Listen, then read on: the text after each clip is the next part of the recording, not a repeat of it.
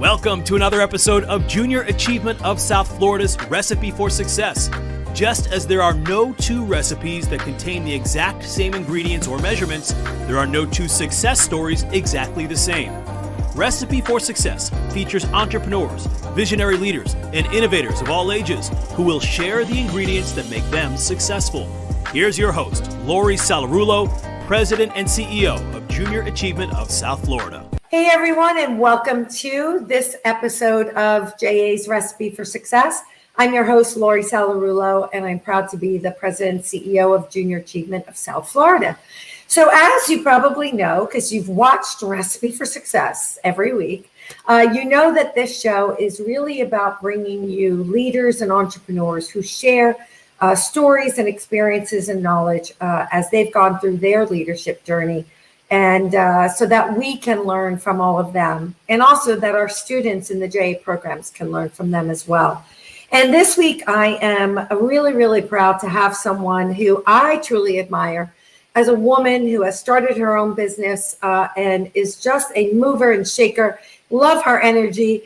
And please help me welcome the president and founder of Durée Company. Hello there.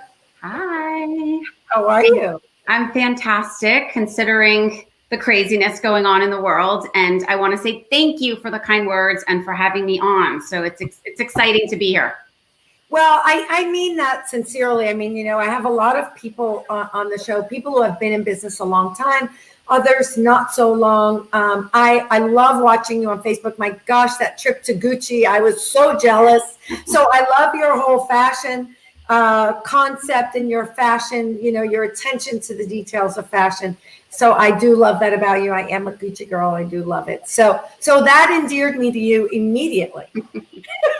Fashion brings everybody together. What can I say? Absolutely. So, I don't know if those in our audience know this, and I didn't really know. I knew you were young and I knew you started your company young, but I didn't know how young. And so when I read your bio and it talked about how you really took a very bold move at 24 and formed Durée Company. Talk a little about that, especially for our young people who think that you can't do this at that young age. Sure. So back then, it wasn't a side hustle or anything that is now deemed kind of cool. There weren't the cool terms for it, but I was very lucky to find PR, public relations, at the age of 19. And it enabled me to have a number of part-time jobs, even while I was at the University of Miami. And that then led me to have significant experience, even by the age of 24. So at that point, I had people calling me that I had worked with prior jobs, prior internships, and they were calling me to help them with their clients and with their business. So I had no marketing plan. And I've never even to this day taken a business course. So I'm one of those people that would love to have an MBA, but there's no time. I guess I have the MBA of real life. I never took a business course. I never got a chance to, and I always studied within the School of Communication, and PR was not even my major. So it's important to note for the people that even I have kids and they keep thinking there's a lot of pressure with how did you know at 19? And it was like, I didn't know at 19, but I did the internship and the part-time jobs and I fell in love with it. And so my major actually was not in public relations, but I fell in love with it. And then the school let me substitute some classes so that it made it relevant. But it's really important to note for everybody that might be watching, you don't have to know what you want to do, but sometimes it's process of elimination to get you there. I was fortunate enough that I didn't even know what public relations was. Certainly back then, it wasn't as glamorous, or people didn't really realize that there were people behind the headlines that were not featured in the stories themselves, right? So that's kind of how it happened for me, is process of elimination. I was just super lucky that I fell in love with it at 19, and that then enabled me to have this just extensive experience, including full-time working even before I was done with college. And then again, those people called me, and that's how this business was born. And I was living at home with my mom and my sister. I had just graduated not too many years prior. And I was on dial-up. I had a big old computer in my bedroom, and it was a different time, but it really, the one thing that is true even today is if you roll up your sleeves and you make an impression, it follows, and people will follow you to have them help them. And I think that's really what all of that work experience did for me, was aside from giving me the experience, it also gave me an opportunity to really hustle and show people what I was about. And, while getting that, on the go experience. And that ultimately, all those experiences led me to even where I'm at today, because I still do a number of projects. A lot of my mentors even ended up coming to work for me. So definitely full circle moments since starting the business. And you don't have to have a business plan to know exactly what you're planning to do. Sometimes it just happens, but there's no doubt that there's a lot of sweat equity in it. Yeah, absolutely. So all good things. I just want to, because just it's really good stuff. And one of our donors and supporters and a friend of mine, Miss Marty Huizinga, used to say all the time, you got to roll up your sleeves, right, and get in there. So I love that. Make an impression, right? Got to hustle. I love those things. And those are such great ingredients to success, right? And so you now have a team of 10 plus. You're in 2 locations, right? Colorado and Florida. And so I love that. And I love your story and the journey and how you said, you didn't know you wanted PR, but you fell into something that you happen to love. And by the way, sometimes that doesn't always happen at the onset. I ended up in advertising. I was in finance and then and I loved it. Right. So let me go to that for a second, because one of the subsidiaries that we had when I was with Ogilvy Mather was Ogilvy Mather PR. But PR back then, which was press releases and, that sort of thing, is very different than it is today. I'm not sure that press releases get the coverage, right? Because journalism has changed and newspapers and all of that. What does PR look like today, right? What are some of the new tools and strategies that you're using? Sure. So there's a lot of debate on, is the press release dead? So you're not wrong. We still obviously put together press releases to issue news and information, whether it's a private company, a public company, a nonprofit, whatever it may be. So that is kind of the official press release, but it's really what you do with it now that has changed so much. And with journalism changing, right? And we've had to get a little bit more scrappy, I guess, for lack of a better word, where we've had to create bylined articles and actually create thought leadership pieces. Remember, if there's no journalist to write the story, we've got to write it and then place it. So there are a lot of different avenues, I would say, on the PR side. And certainly thought leadership and bylined articles are one. Certainly social media is huge. Crisis communications, especially in a time of COVID and whenever anything can happen. Certainly over my 20 plus years of owning this business, I'd like to think I've seen it all. And then COVID came across and that was like, oh my gosh, nobody's, has seen this. And so it's always adapting. And so, in addition, I would say influencer relations for the right brand. And so it's not a one size fits all approach for every client.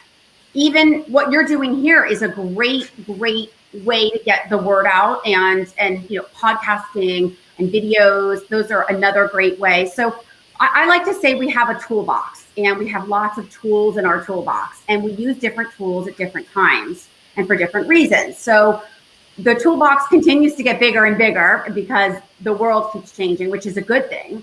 And so we use our tools at different times for different reasons. And that builds out the strategy that we use for our clients. And again, it's not every client has to do this. It's definitely not a checklist. Certainly there are some things that we go to more than others, but it has to make sense for the industry, for the client, for what the news is, what we're talking about. So a lot of tools in the toolbox, and they continue to grow. So that keeps it fun and exciting from my end. Yeah, I love that customization, right? And not a one size fits all. So true and your clients run the gamut. So I would imagine that's really true. So I know that you love to talk about your journey and your experience. That's why you're here today. For future PR leaders, can you share a lesson for those future leaders that you've learned along the way? What was something maybe that happened that didn't go as you thought it was going to go and taught you a real big lesson? So I'd actually go back to the internships. And what I always say to people that ask is, don't just wait for your one required senior year internship for one semester. Get an internship or a part-time job. In my case, I was 19 and it was a part-time hourly job and I needed to work, and I figured, let me try it. And I didn't even know what PR was, but try to get as much experience however you can, whether it's during the school year or during the summer. But certainly when we're looking to hire folks in our office, I want to see more than just the required one semester internship that the college requires. I want to see that somebody was so interested that they did multiples, and or that they took a special extra course on blog writing, or that they have a blog, or that they love to take photos and have a whole photography side hustle or a side gig that they love to share. So I would say really going above and beyond. That's always how I guess I'm a black or white person. It's like, if I'm going to do it, I'm going to do it all in. My father said that to me, is,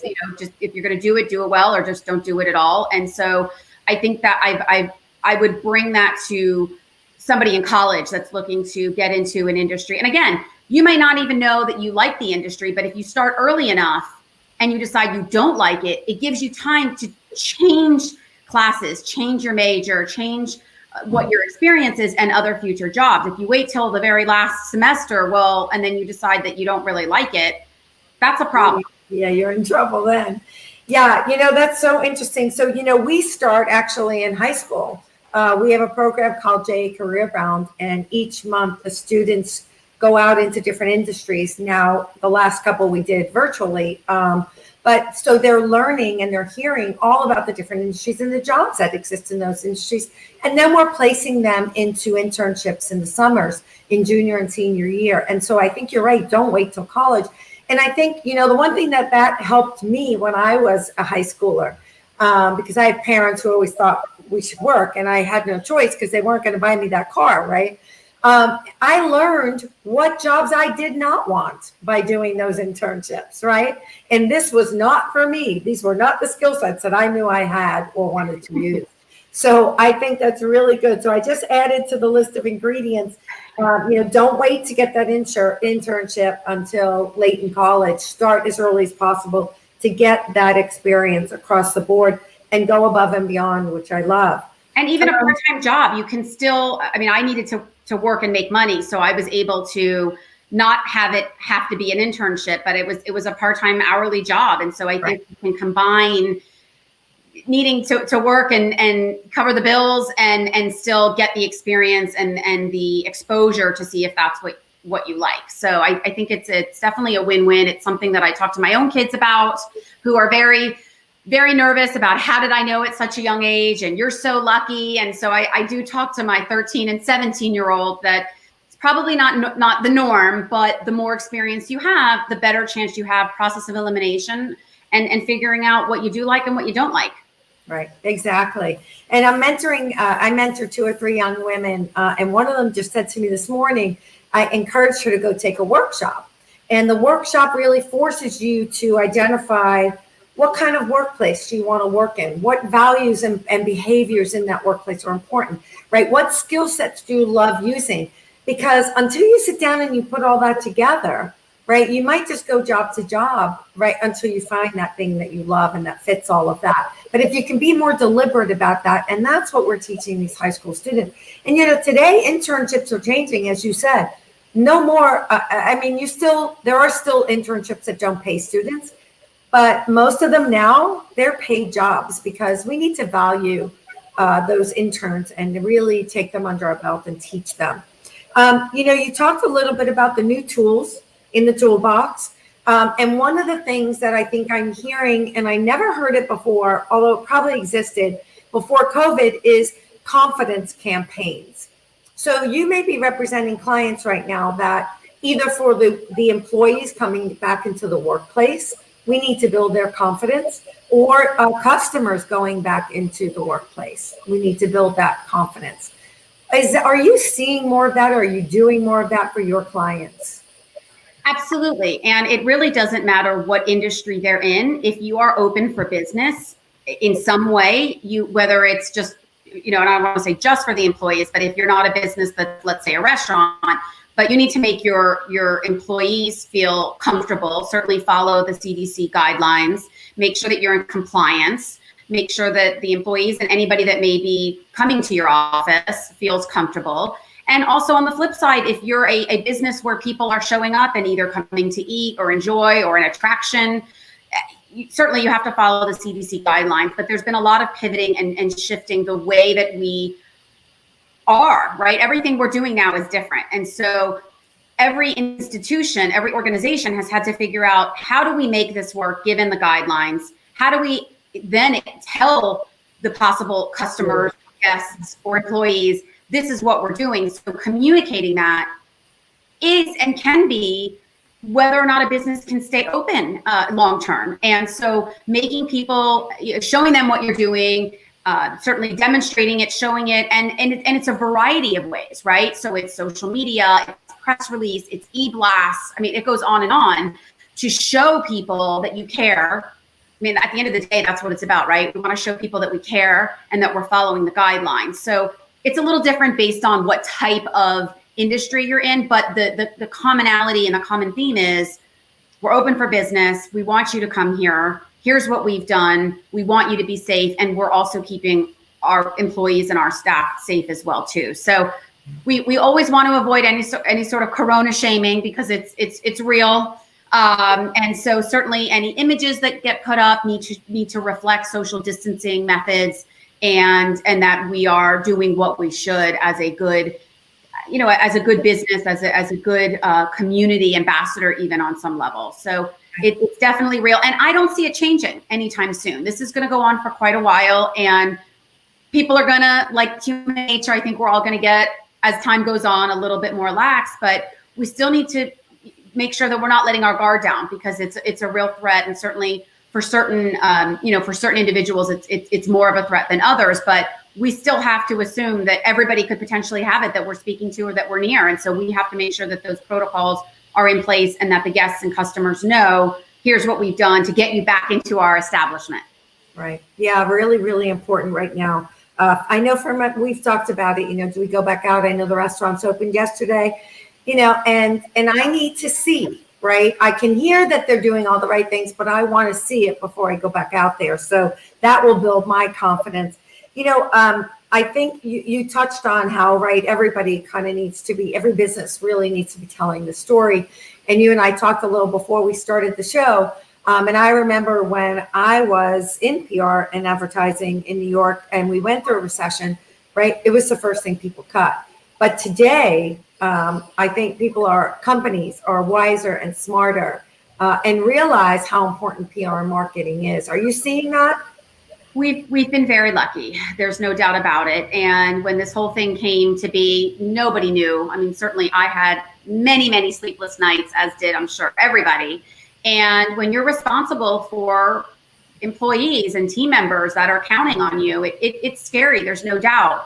But very quickly, it became clear that the clients needed us, and we just had to, all hands on deck, just make it happen and help them understand. And it was and is constantly changing. So certainly letting the media and the community know that our clients are open for business and here's what they've done, or they're closed, but they're planning to open, or they've gone virtual, or whatever it may be, that is our job. And so I'd like to say that, and I said this to my team quite a few times, it's like, listen, when the clients are looking at their expenses, you don't want them to just see you as an expense. You want them to see you as their own version of essential. Certainly we're not saving lives. Certainly we're not doing anything of that magnitude. But for some clients, we're keeping the doors open, or we're helping to help individuals who may not be able to get a meal, or whatever it may be. And so in that own right, it's very important and special. So certainly we're not saving lives, but we are helping them navigate these waters that are constantly changing. So we have become essential for those clients. And I am so grateful. to the clients who needed us, who've allowed us to help them and let them pivot. And we continue every single day. It was, I mean, I can tell you just the past few days ago, it was, okay, now we're opening for business. And that was a whole, okay, let's go. Now we have to announce, here's how we're opening, here's what we're doing, here are the new hours. And it will continue to evolve as we go through different phases, and hopefully never have to go back to what we experienced before. But they do see us as an extension of their product, their good, their service, their establishment. And I'm really grateful that they've allowed us to continue that. But I know it hasn't been that way for everybody. And there's been a lot of all hands on deck and using even more tools in our toolbox than we used before, and really just trying to navigate this really, really difficult time for a lot of people. Yeah, no, I agree. And I know my past experience and my experience even in the nonprofit world and leading organizations, if you're not out there, right, getting back on track and growing again and thriving again, when this starts to fall into place, right, and whatever that new normal is, right, if you haven't stayed out there, it's going to be a lot tougher to climb that mountain. At least my experience has shown that. And there are a number of studies from past recessions and difficult times that show those that continue at it. Obviously, you have to be able to afford to, and your business needs to be open to be able, on some level, whether it's virtually open or whatever it may be. Obviously, it has to make sense. But there are numerous studies that are out there that show that the people who continued in whatever form that was, but continued, didn't completely go dark, they did pick up market share, and that's in all industries. So that is something that I think has gotten our clients have seen that and witnessed it before. And they, there are sometimes, listen, it does make sense. If you're totally not open and you have to close completely and you can't be virtual, listen, there are reasons for everything. So not everybody needs to be open all the time, but certainly, for the clients that are open and that need us, we're there. Right. I couldn't agree more. So you listed so many amazing ingredients to your recipe for success. And I added one more as you were talking, actually two more as you were talking. One was to show people you care, right? And that's important to your clients, to the customers, to all of those, your employees. And then communication, how important communication is, not just communication, PR communication about your company, but just even internally being communicative and open and honest and transparent. I always ask everyone this, what is your main ingredient to success? There are so many, okay, but nobody's ever going to give me one. Nobody's used this, but I'm going to say grit. I love that. Just especially given what we've been through the last, period of time here. I mean, sometimes I remember even during this, I was really freaked out and what's going to happen, and we're trying to support the clients and we're worried. I mean, I even had a family member that had COVID and was on a ventilator for 11 days. So you've got that with business, with kids home, with virtual learning and owning a business and, and just all of the, the stuff that so many people have, on their own plate. And I just kept thinking, you got to put on your big girl panties and you buckle up and let's go. There's no choice. You got to dig deep and let's just make it happen, whatever it is. We don't know what it's going to look like, but you got to make it happen. So there's a lot of those, put on your big girl panties, buckle up, uncharted waters, it's that sort of a thing. So I guess a lot of rah, internal, I don't know, whatever you want to call it, internal cheering campaign to keep it going when, obviously things look a lot better now than they did quite some time ago, but there's still a lot of work here to do. And I can honestly say no 2 days are alike, and it could literally be 24 hours a day, 7 days a week at this point. But I am so grateful that I'm in this position. And so I appreciate you having me on. And if I can do anything for anybody watching or they are interested in public relations, please reach out. I'm happy to share whatever I can and help kind of pay it forward, because I had so many folks that were great to me, bringing me up kind of through the PR world. Well, we appreciate that. And I love it. I think grit is essential. If you don't have it, I think you're going to have a longer, harder road through the tougher times, as you said. I may reach out to you because we do have our interns who have gone through 8 months of training on career skills. Some have an interest in PR and marketing. We pay their salary. We're fortunate to have a grant that will pay their salaries.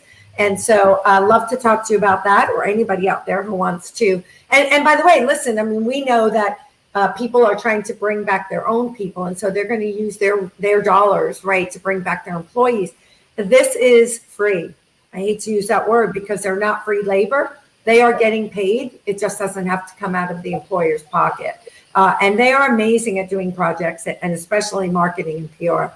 So keep that in mind, everybody. Thank you for doing that and for being able to put that program together. That is a win-win for, exactly. for both. And so thanks to you for your hard work in making that happen, that then enables the experience and a great, a great opportunity for both. Well, thank you. And just like you, Jay wants to be there for the community, right, in any way that we can help. And we have lots of resources that we can bring to the table. So thank you so much. This has been such a pleasure. I love your spunk. I love your energy. And, it's amazing to me that we have not gotten to work together yet on a project yet, because I know we will. I just want to thank you for everything that you're doing for your clients, for the community. I know that you're very involved, and stay with it, and just keep that grit right alive, and keep going, because I know that we'll all come out of this at the other end okay. So together, as they say, right? So thank you. Thank you. I really appreciate it. Thanks so much. And thanks everyone for watching. I look forward to seeing you at next week's episode of Recipe for Success. Take care, everyone. Let's get cooking.